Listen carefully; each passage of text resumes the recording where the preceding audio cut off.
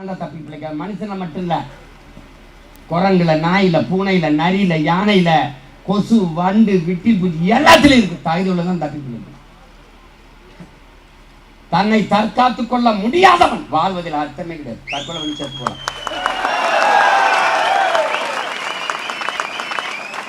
இது ஏதோ மின்வாரிய பொறியாளர்களுடைய பிரச்சனை கிடையாது.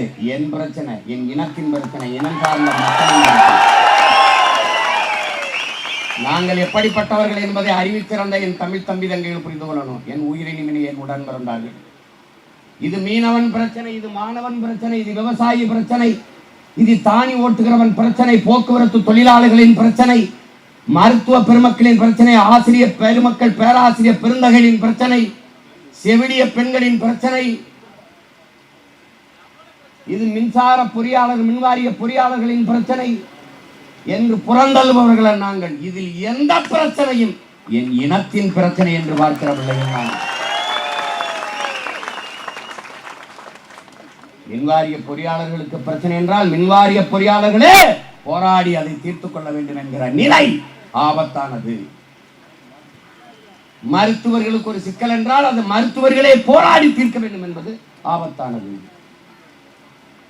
விவசாயிகள் பிரச்சனை, போக்குவரத்து தொழிலாளர் பிரச்சனை, நாடெங்கிலும் பல்லாயிரக்கணக்கான மக்கள் போராட்டம் போராட்டம் போராட்டம் என்று வீதியில் வந்து போராடி கொண்டிருக்கிறார்கள். ஆனாலும் ஆட்சியாளர்கள் சொல்கிறார்கள், ஆகச் சிறந்த ஆட்சியை கொடுக்கிறோம், ஈடு இணையற்ற ஆட்சி, 2 ஆண்டை சாட்சி, தெருவில் நாங்க கிடக்கிற நாங்களே அதுக்கு சாட்சி.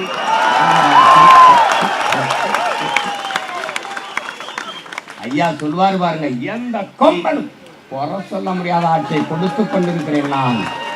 நாம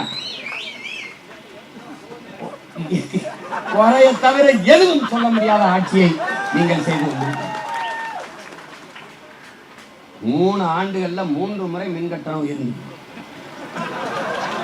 எதிர்கட்சியா இருக்கும் போது கரண்டை தொட்டால் மட்டும் சாக்கடிப்பதில்லை, கரண்ட் பில்லை கேட்டாலே சாக்கடிப்பது. அதே சாக்குதாய் அப்ப ரொம்ப அடிக்குது.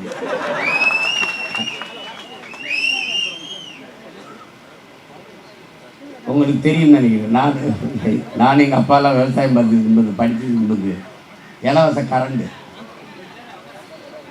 நான் கேட்டேன், இலவச கரண்ட் கொடுக்குறோம், விவசாயிகளுக்கு இலவசம் கொடுக்குறோம், இலவச கரண்ட் கொடுக்குறோம். நான் அப்பவே ஐயா கரண்டை கொடுங்க, அப்புறம் அது இலவசமா இல்லை.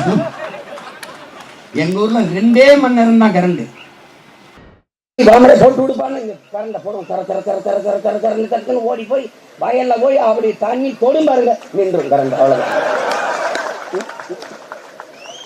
அப்புறம் அம்மா வந்தாங்க, அவங்க ஆட்சியிலே 2 மணி நேரம் தான் இப்படி காட்டிட்டு வந்தாங்க.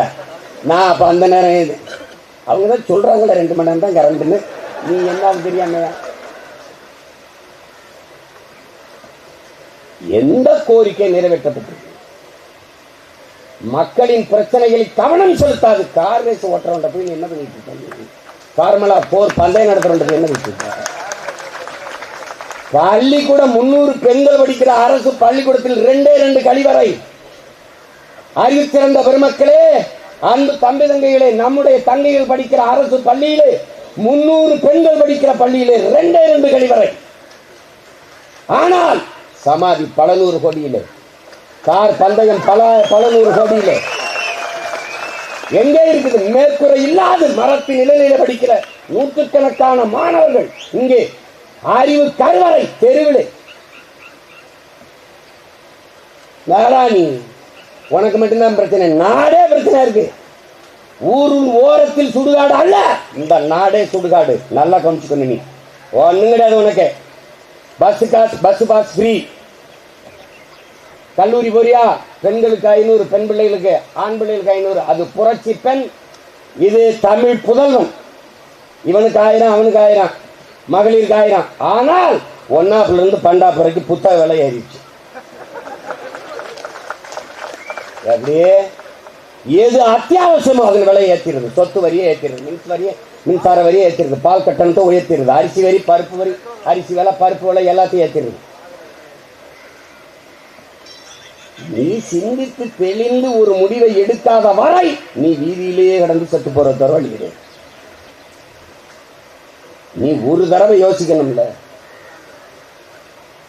எதனால எல்லாருமே வீதிக்கு வந்து போராடுறீங்க? மீனவர் போராட்டம், மாணவர் போராட்டம், செவிலியர் போராட்டம், மருத்துவர் போராட்டம், ஆசிரியர் போராட்டம், வேளாண் குடிமக்கள் போராட்டம், இந்த மின் பொறியாளர்கள் போராட்டம், போக்குவரத்து தொழிலாளர் போராட்டம், எல்லாருமே போராடுகிறீர்கள், கோபப்படுகிறீர்கள்.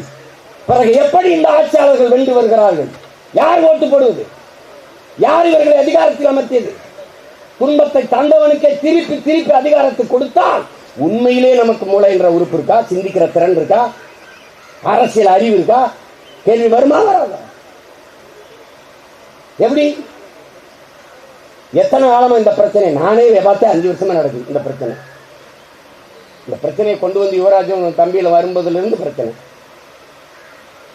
இவர்கள் இயக்கத்தின் பொதுக்குழுல நான் வந்து இதே மாதிரி சிறப்பு அழைப்பாளராக வந்து பேசினேன். அப்பவும் இதே கோரிக்கை தான் முன் வச்சோம்.